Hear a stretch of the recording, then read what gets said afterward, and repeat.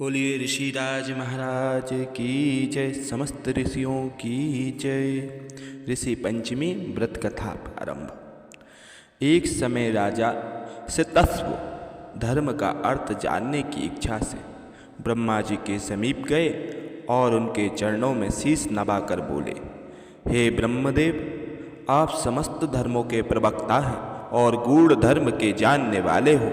आपके मुख से धर्म चर्चा श्रवण कर मन को महान शांति मिलती है, भगवान के चरण कमलों में प्रीति बढ़ती है। वैसे तो आपने मुझे नाना प्रकार के व्रतों के विषय में उपदेश दिए हैं। अब मैं आपके मुखारविंद से उस श्रेष्ठ व्रत को सुनने की अभिलाषा रखता हूँ, जिसके करने से प्राणी के समस्त पापों का नाश हो जाता है। राजा के इन वचनों को सुनकर ब्रह्मा जी ने कहा, हे निपश्रेष्ठ, तुम्हारा प्रश्न अति उत्तम है। धर्म में प्रीति जानने पर और प्रीति उपजने वाले व्यक्ति के प्रश्नों के उत्तर देना सबसे श्रेष्ठ कार्य होता है। मैं तुमको समस्त पापों को नष्ट करने वाला सर्वोत्तम व्रत सुनाता हूँ।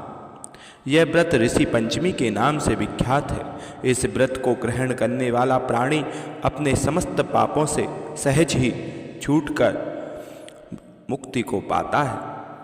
उसे नरक में कदापि नहीं जाना पड़ता। इस व्रत का एक अति प्राचीन इतिहास और भी है। उस इतिहास को मैं तुम्हारे सम्मुख वर्णन करता हूँ। एक समय की बात है कि विदर्भ देश में उतंग नामक ब्राह्मण अपनी पतिव्रता पत्नी के साथ निवास किया करते थे। उस ब्राह्मण दंपत्ति के एक पुत्र और एक पुत्री थी। उनके पुत्र का नाम सुभूषण था। वह कुशार्ग तथा तीक्ष्ण बुद्धि वाला था। उसने अल्पकाल में ही चारों वेदों का अध्ययन कर लिया था। हे राजेंद्र, उतंग ने अपनी पत्नी के परामर्श से अपनी पुत्री का विवाह एक सुयोग ब्राह्मण कुमार के साथ कर दिया, किंतु भगवान की गति ही कुछ ऐसी थी कि कन्या विवाह के एक माह पश्चात ही विधवा हो गई। अर्थात विधवा होने के पश्चात वह कन्या अपने धर्म का पालन करती हुई अपने पिता के यहाँ रहकर ही अपने समय को व्यतीत करने लगी। विधवा कन्या के दुख से दुखी होकर उतंग ने घर बार अपने पुत्र को सौंपकर अपनी स्त्री और कन्या को लेकर गंगा जी के किनारे चला गया और वहाँ आश्रम बनाकर वेदों का पाठ पाठान कराने लगा। उसके पास कुछ ब्राह्मण भी वेद पढ़ने के लिए आने लगे। कन्या भी अपने धर्म का पालन करती हुई अपना समस्त समय व्यतीत कर रही थी। वह नित्य प्रति मन लगाकर माता पिता की सेवा करती थी। एक दिन समस्त कार्यों से थककर वह एक शिला पर आराम करने के लिए लेट गई। थकान के कारण उसको अपने शरीर की सुध भी ना रही। भगवान की गति से अर्धरात्रि के समय यथाक उसके शरीर में कीड़े उत्पन्न हो गए। शिष्यों ने जब उस कन्या के शरीर में कीड़ों को देखा तो उन्होंने जाकर अपनी गुरु पत्नी को बताया। कन्या के शरीर में कीड़े पड़ जाने की बात सुनकर ब्राह्मणी कतार स्वर में विलाप करती हुई उसी शिला के पास पहुंची जहां उसकी कन्या बेसुध पड़ी थी। उसके शरीर पर कीड़ों को देखकर बहुत दुखी हुई और विलाप करते करते वह ब्राह्मणी अचेत हो गई। जब उसे चेतना प्राप्त हुई तो उसने अपनी सोती हुई कन्या को गोदी में उठाया और अपने पति उतंग के सामने ले जाकर रख दिया। कन्या की दशा को देखते हुए ब्राह्मणी ने अपने पति से कहा, हे स्वामी, आप कृपा कर मुझे यह बताएं कि मेरी इस साध्वी कन्या की दुर्दशा किस दुष्कर्म के कारण हुई है। अपनी भार्या की बातों को सुनकर उतंग मुनि थोड़ी देर के लिए शांत होकर हृदय में भगवान का ध्यान करने लगे। उन्होंने अपनी ज्ञान शक्ति द्वारा कन्या के पूर्व जन्म के समस्त वृत्तांतों को जान लिया। तब वे अपने नेत्रों को खोलकर बोले, हे प्रिया, यह कन्या अपने पहले जन्म में एक ब्राह्मणी थी।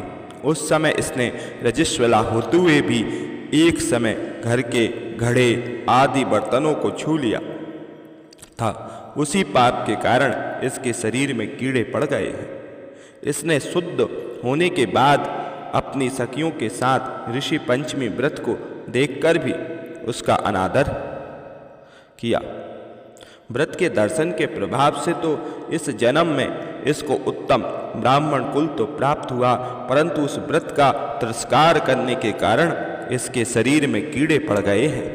मुनि के वचनों को सुनकर सुशीला बोली, हे स्वामी, जिस व्रत के दर्शन मात्र से आपके जैसे ब्रह्म तेजमय उत्तम कुल में इसको जन्म प्राप्त हुआ और जिसका निरादर करने से इसके शरीर में कीड़े पड़ गए, मैं उस महान आश्चर्यजनक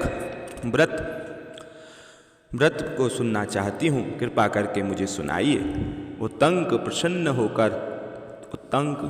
प्रसन्न होकर बोले, हे प्रिया, वह व्रत समस्त व्रतों में उत्तम है। इसके प्रभाव से समस्त पाप नष्ट हो जाते हैं। इस व्रत को धारण करने वाला निश्चित ही देहिक, भौतिक और दैविक तीनों प्रकार के कष्टों से छूट जाता है। व्रत को धारण करके स्त्रियां सौभाग्य को प्राप्त करती हैं। यह महान व्रत भादो मास के शुक्ल पक्ष में पंचमी को होता है। इस व्रत के प्रभाव से उसे अपने पूर्व जन्म का भी स्मरण बना रहता है। दूसरी कथा भविष्य पुराण में आती है महाराज कि एक बार युधिष्ठिर ने भी प्रश्न किया कि हे देवेश्वर, हे नारायण, मैंने आपके श्रीमुख से अनेकों व्रतों को श्रवण किया है। अब आप कृपा करके पापों को नष्ट करने वाला कोई उत्तम व्रत सुनाइए। राजा के इन वचनों को सुनकर श्री कृष्ण बोले, हे राजेंद्र, अब मैं आपको ऋषि पंचमी का उत्तम व्रत सुना रहा हूँ, जिसको धारण करने से स्त्री समस्त पापों से छुटकारा प्राप्त कर लेती है। हे निपश्रेष्ठ, पूर्व समय में वृतासुर का वध करने के कारण इंद्र को ब्रह्म हत्या का महान पाप लगा था। तब ब्रह्मा जी ने कृपा करके इंद्र के उस पाप को 4 स्थानों पर बांट दिया था। पहला अग्नि की ज्वाला में, दूसरा नदी के बरसते जल में, तीसरा पर्वतों में और चौथा स्त्री की रजा में। उस रजस्वला धर्म में जाने अनजाने में उससे जो भी पाप हो जाते हैं, उनकी शुद्धि के लिए ऋषि पंचमी व्रत करना उत्तम है। यह व्रत समान रूप से चारों वर्णों की स्त्रियों को करना चाहिए। इसी विषय में एक प्राचीन कथा का मैं तुम्हें वर्णन करता हूँ। विदर्भ नगरी में श्विनजित नाम का एक राजा राज्य करता था। वे प्रजा का पुत्रवत पालन करते थे।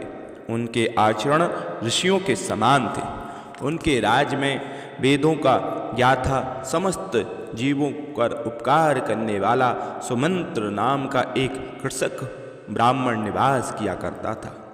उसकी स्त्री जयश्री भी पतिव्रता थी। ब्राह्मण के अनेकों नौकर चाकर भी थे। एक समय वर्षा काल में जब वह साध्वी खेती के कार्यों में लगी हुई थी, तब वह रजस्वला भी हो गई।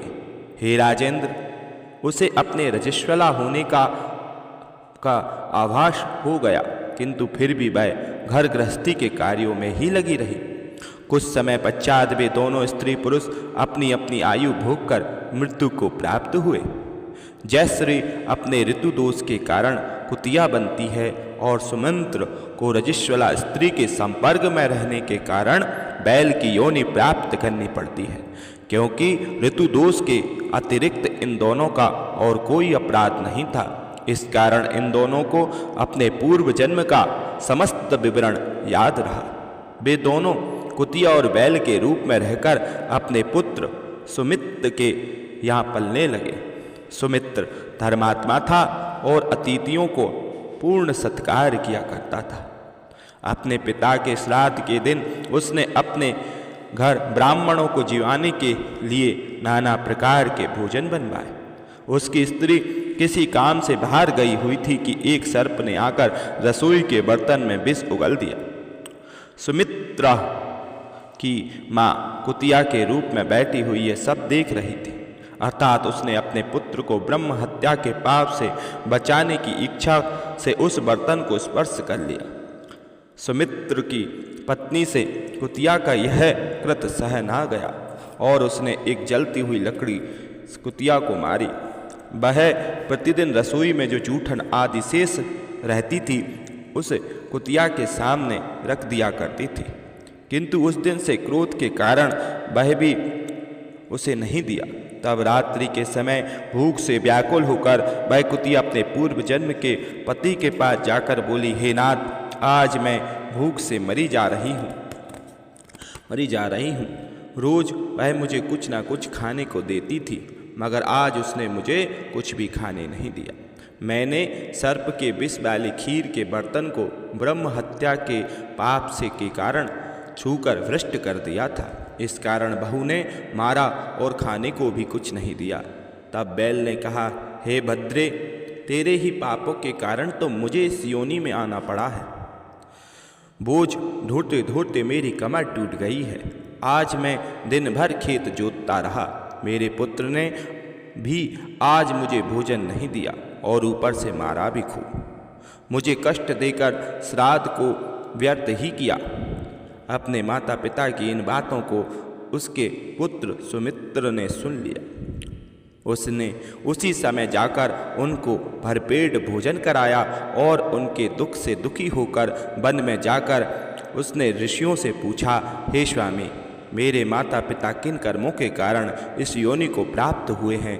किस प्रकार से उन्हें इस योनि से छुटकारा प्राप्त हो सकता है? सुमित्र के उन वचनों को श्रवण कर सर्वतप नामक महर्षि दया करके बोले, पूर्व जन्म में तुम्हारी माता ने अपने उच्चकंठ स्वभाव के कारण रजस्वला होते हुए भी घर गृहस्थी की समस्त वस्तुओं को स्पर्श किया था और तुम्हारे पिता ने उन स्पर्श की हुई वस्तुओं का उपयोग किया था। इसी कारण वे कुतिया और वे बैल की योनि को प्राप्त हुए। तुम उनकी मुक्ति के लिए ऋषि पंचमी का व्रत धारण करो।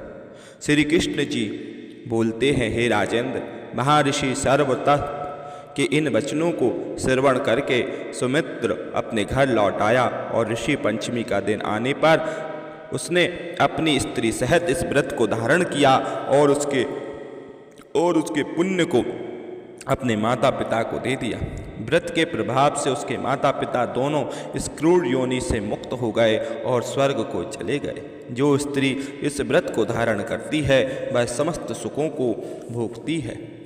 बोलिए श्री कृष्ण कन्हैया लाल की जय। ऋषिराज महाराज की जय। ऋषि पंचमी के व्रत को आप भी करें तथा दूसरों से भी करावें। ऋषि पंचमी का व्रत जो भी स्त्री करती है वह नाना प्रकार के सुखों को भोगकर स्वर्ग को जाती है। ऋषि पंचमी के व्रत की कथा केवल स्मरण मात्र से अनेकों प्रकार के सुख की प्राप्ति होती है और स्त्रियों के सब प्रकार के कार्य सफल होते हैं। इससे श्रेष्ठ वर, श्रेष्ठ धन संपत्ति की प्राप्ति होती है। इसलिए ऋषि पंचमी के व्रत को बड़ी ही श्रद्धा और विश्वास के साथ करना चाहिए, क्योंकि जाने अनजाने में हमसे कई प्रकार के ऋतुदोष हो जाते हैं। उन दोषों के कारण हमें कई प्रकार के कष्ट भोगने पड़ते हैं। उन कष्टों से मुक्ति के लिए ऋषि पंचमी के व्रत को अवश्य ही धारण करना चाहिए। ऋषि पंचमी के व्रत से आने वाले जीवन की कई प्रकार की कठिनाइयाँ सहज ही नष्ट हो जाती हैं। बोलिए भोलेनाथ भंडारी की जय। इस वीडियो को आप भी देखें और अपने प्रिय मित्रों और अपने प्रिय परिवार के सदस्यों को भी भेजें, क्योंकि यह कथा श्रवण मात्र से ही अनेकों प्रकार के सुख की प्राप्ति कराती है। जय जय श्री कृष्ण।